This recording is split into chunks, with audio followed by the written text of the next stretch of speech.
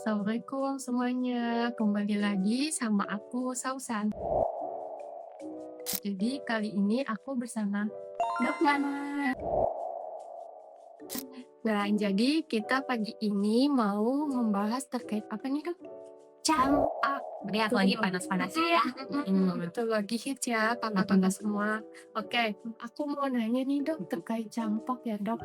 Kan campak ini lagi tinggi banget ya Dok angkanya. Sampai masuk kejadian luar biasa ya Kak LB ya. Jadi aku mau tanya Dok, campak itu apa ya Dok sebenarnya? Oke, kita bahas campak ya. Jadi campak ini yang merupakan infeksi dari virus yang sangat menular sekali. Iya Dok, kalau untuk gejala klinis dari campak sendiri itu bagaimana ya? Sebenarnya kalau dari gejala klinis tuh kelihatan banget nih kalau ingin bercampak banget. Biasanya masa inkubasinya di 10-12 hari. Kemudian pasien akan mengalami masa prodromal dulu. Biasanya itu ditandai demam batuk, pilek, demam. Terus biasa mata merah tuh, terutama kalau pada anak-anak kita bilangnya konjungtivitis gitu. Nah, biasanya 1-2 hari sebelum buang muncul, sebelum demam, itu ada namanya khasnya itu adalah bercak koplik atau koplik spots. Itu biasa kita temuin nih, ada yang mukosa mulut gitu. Nah, itu bisa bertahan sampai 72 jam.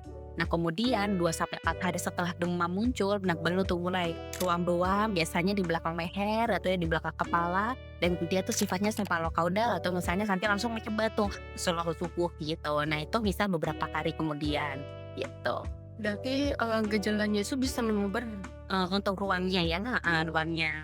Ini ciri khasnya sih seperti itu, gampang sih nemuin pasien-pasien yang dengan gejala campak ini atau penyakit campak. Kalau untuk campak sendiri itu tata laksananya bagaimana ya Dok?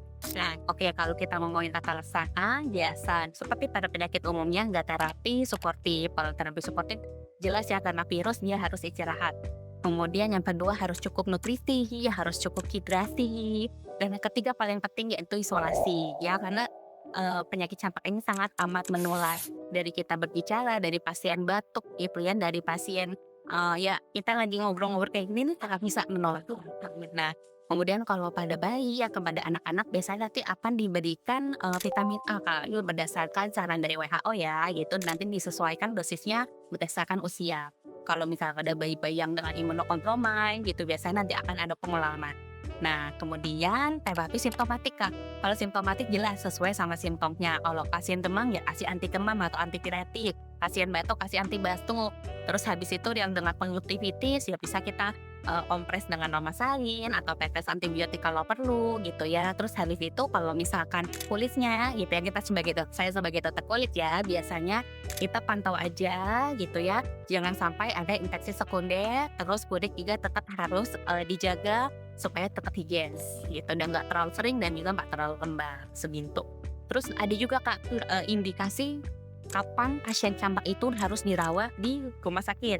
Jadi pada pasien-pasien kan kondisinya tuh dia sampai komplikasi, karena sampai pneumonia, kemudian adanya tanda-tanda dehidrasi, kemudian mungkin pada pasien-pasien yang imunokompromis seperti itu, atau misalnya pada pasien bayi yang kejang demam pertama kali atau kejang demam kompleks. Itu udah wajib ya ayah bunda anaknya udah harus dirawat di rumah sakit seperti itu. Iya Dok. Ngomong-ngomong nih tadi dokter ada sedikit membahas terkait isolasi ya. Nah untuk isolasi campak sendiri itu bagaimana ya Dok tata laksananya? Oke, kalau berdasarkan IDA ini ya yang dokter baca, sebaiknya pasien yang sudah dikena campak atau misalnya sudah ada gejala atau takutnya nih sudah dicurigai kayak tertular gitu ya dengan campak biasanya 4 hari sebelum buang muncul atau demam muncul itu sudah harus isolasi sampai nanti 4 hari setelah buang muncul. Itu adalah masa-masa si virusnya itu benar-benar sangat-sangat menularkan dari yang itu yang harus dijaga jangan sampai pasien kemana-mana itu. Jadi ya itu namanya isolasi mandiri. Berarti 4 hari ya Dok? 4 hari sebelum dan 4 hari sampai 4 hari setelah Kak. Gitu. Jadi nanti tergantung ya range demamnya karena masing-masing pasien berbeda gitu. Oh iya Dok, campak ini kan bisa dicegah dengan vaksin ya Dok. Nah untuk vaksinnya sendiri itu bagaimana ya Dok? Oke, kalau untuk vaksin sendiri dari pemerintah kan sudah ada nih yang vaksin wajib atau imunisasi wajib sesuai dengan aturan pemerintah atau IDAI ya. Jadi itu diikutin aja sesuai dengan aturannya. dari pemerintah DKI. Nah, sedangkan kalau untuk anak terutama usia 9 bulan sampai 15 tahun yang mungkin sebelumnya tertinggal ya untuk jadwal vaksinnya itu harus segera dikejar, terutama vaksin MR atau yang measles rubella.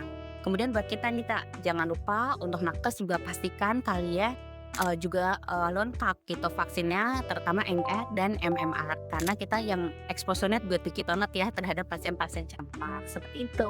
Jadi vaksin itu wajib. Wajib. Oke, jadi untuk penjelasan campaknya cukup sekian ya kakak-kakak semua. Terus ada take home message-nya. Oke, untuk take home message-nya, jadi kita harus tahu gejala klinisnya dan sedangkan saat kita tahu itu harus lebih hati-hati, lebih aware. Kalau misalnya curiga diri sendiri kena, langsung segera lakukan isolasi biar tidak menularkan ke teman-teman yang lain. Seperti itu. Jangan lupa untuk yang tertinggal vaksinasinya segera dilengkapi. By the way, kita juga ada vaksinasi MMR ya, lidah di klinik. Nanti tanya-tanya langsung aja ke Betul, ya. hal ya guys. Oke, semoga bermanfaat. Senang. Terima kasih. Assalamualaikum.